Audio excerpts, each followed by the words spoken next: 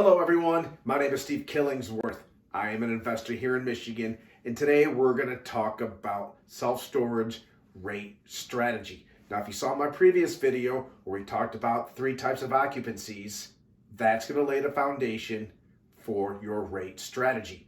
A lot of the deals I look at, there's operational challenges. Rates haven't been raised in a while, or if they have, they're still below market value. How do you come in and raise rates and get the facility up to its full potential as fast as possible without alienating your customer base? As an overall best practice is to review the rates daily, and you need to do this in order to identify trends and to make sure you're on track to hit your profit targets.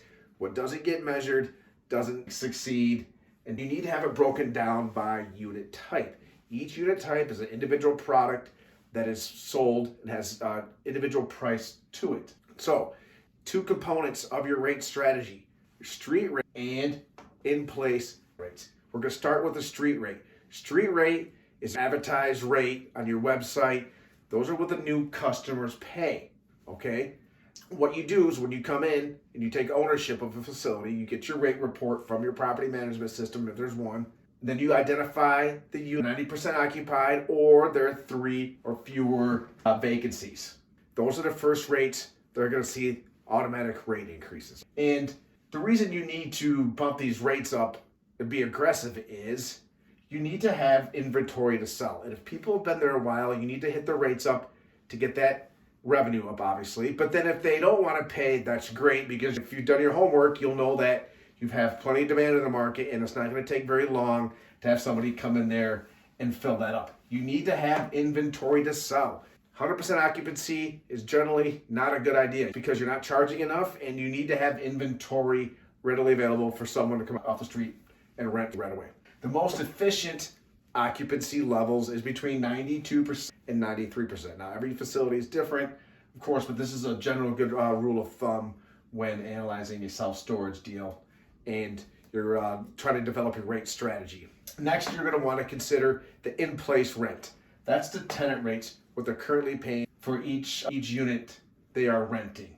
And you need to manage this monthly, okay? And if you come into a situation where it hasn't been managed monthly, or you've been in charge of the facility, you haven't had a chance to get after your revenue strategy, now what do? First, you start by picking the oldest units rented.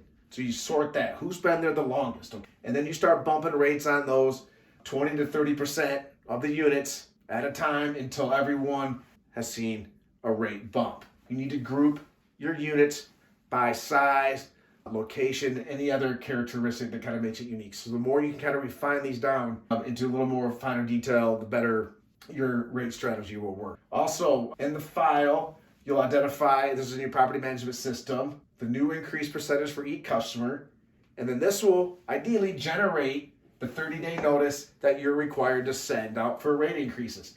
And those notices are sent on the 22nd of the previous month. And then once that letter has gone out, your system is already updated for the new rate and the effective date. So all your bases are covered. And just a side note, you want to increase rates on a percentage basis and not by a dollar basis. The percentage basis is a little more fair. When you implement your rate strategy, people who haven't had a rate increase in a long time, they're going to complain. So first of all, you have to own it. You got to own that. You need to have a nice facility to offer a product that your customers are going to want to pay for. And you have to compete with the guy next door and the REIT up the street, okay? And you need to have the resources and the cash flow coming in to maintain the facility.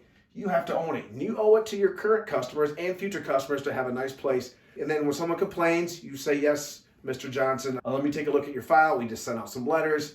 And then you can see the history of the client. If they're a bad client, lots of complaints, always late, you could always hit them with a rate increase. Oh, you're right, the letter went out. Oh, but thank you for bringing this to my attention. The increase should have been 12% and not 8%, okay? Either they're gonna move out and you get rid of a problem customer, or they're gonna stay and you're getting more money from a problem customer, okay? And then one other thing to note too is you never want to compete on price. In business, it's generally not a good idea to compete on price. You want to compete on value, service, things like that. And it's interesting to note that the price leaders are often the facilities that have the highest occupancies. So having lower rates doesn't necessarily translate into higher occupancies, okay? But there is some data that shows You know, if you're a pricing leader and you have a good solid product out there, you can be a rate leader and have your occupancy be in that 92 to 93% range. That's all I have for you today. Talk to you next time, and go blue.